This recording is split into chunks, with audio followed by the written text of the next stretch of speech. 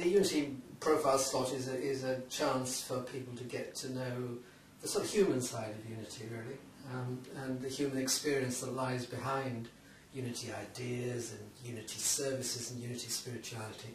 So, as a way of starting things off, can you tell us how Unity came into your life? Well, back in the 80s, I lived actually 5 minutes walk from Unity house at Boyne Hill, and this big sign, School of Christianity, was on the outside, and I would walk past the building, you know, as I'd been on my way into Maidenhead, and for 10 years I lived there, and I wanted to get the book Game of Life, and a friend said, oh, you know, if you go to Unity, they've got it. So I did call in once during that time. But apart from that, I really didn't have anything to do with them. So fast forward then up to, it would be early 2000s. And I was working at a clinic, it was a rehab clinic for post-operative patients, strokes and things, and they had a holistic side as well. So I was I'm a healer, and I did you know, Reiki and things. Patients were booking to come to see me, and I did a couple of other therapies as well. They could book in, so I worked at that as well as being a nurse.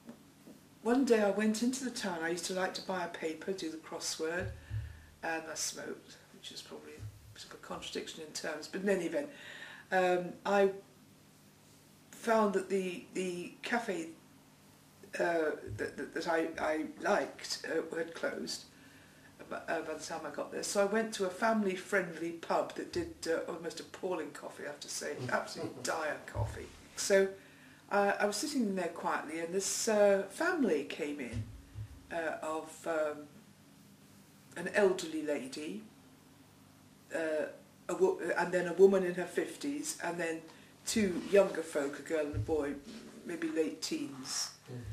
And they came in, and there was jollity, you know, loud jollity laughter and all that. So I quite liked the music on their jukebox thing on the wall, which was sort of, you know, 50s and 60s music, you know. So I would be singing along to some of those tunes that came on the jukebox, and the elderly lady was quite chatty.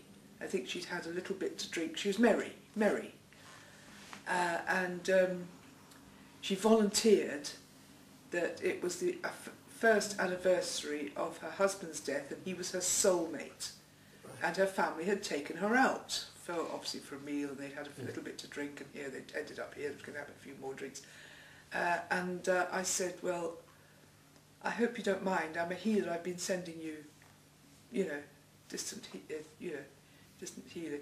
Oh, she said, really? She said, well, can you come and see me at home? And I thought, oh, right, okay. I said, I can't this week. I said, but maybe next week. Oh, she said, let me give you my address. So she wrote on the side of my, down the side of my crossword on the newspaper, she wrote her name, an address, and her phone number. And her phone number ended in a 6, a quite clear 6. So anyway, fast forward then to the following week, and I thought, well, okay, I'll give this lady a ring. I said it was about sort of, you know, about a week since I saw her.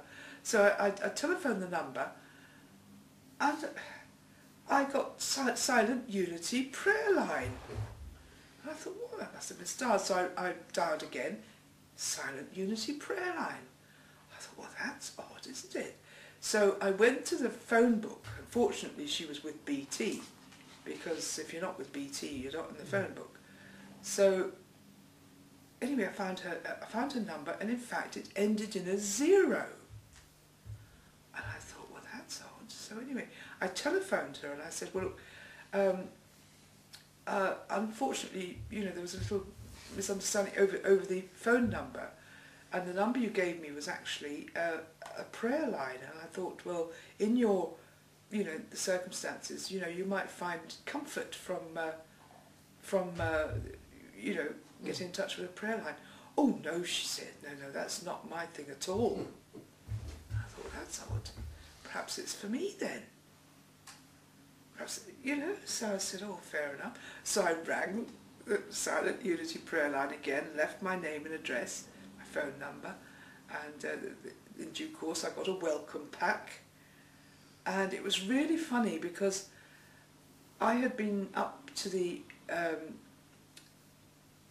Mind, Body, Spirit exhibition several years. I went up as an exhibitor with the clinic. This is the one they held in London? This is in London, yes, at Earl's Court. And, so I could get in free. And in my wanders around, I saw at some stalls they had videos, and I thought, there was The Secret, and there was that What the Blank Are We Doing Here was another one, and there were several videos, and because of the precarious nature of my pay, I would be paid per shift, I'd be paid per patient. I wasn't in a position to be able to afford these videos, which I would very much have liked to have seen. So then fast forward back to this welcome pack. I went along to call on the Unity House and in Maidenhead, and I said that door was answered by a man. I told the sort of unlikely story, because it really was unlikely, it was. So anyway, I told the story, and he said, "Oh, you're in luck." He said, "We're just starting this spiritual cinema."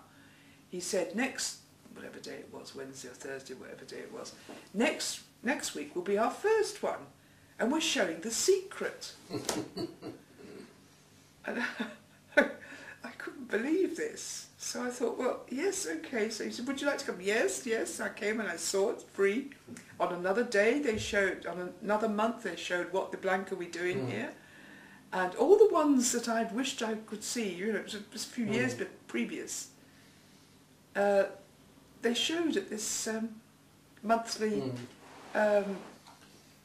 gathering. So you felt you were kind of led to Unity in it was, in a strange it was sort of really way. sort of, absolutely, I mean, I can't explain it. So anyway, that was maybe, I don't know, 14 years ago, whatever it was, I can't remember the exact year. And then of course you fairly quickly, you were coming, I think, if I'm right, you were coming to the noon service quite regularly every yes, day, or most days. Well, I lived not far away. I liked everything about the place, the ethos, and people very much on my wavelength. And I thought, yes, I'll walk with you a while. And there I'm still walking with them. Yes. And it's very much a spiritual. And when I got there, I said, you're not a school of Christianity at all. You're much more than that. As I wouldn't even call you a school of Christianity, even in a small sense. It's much bigger than that.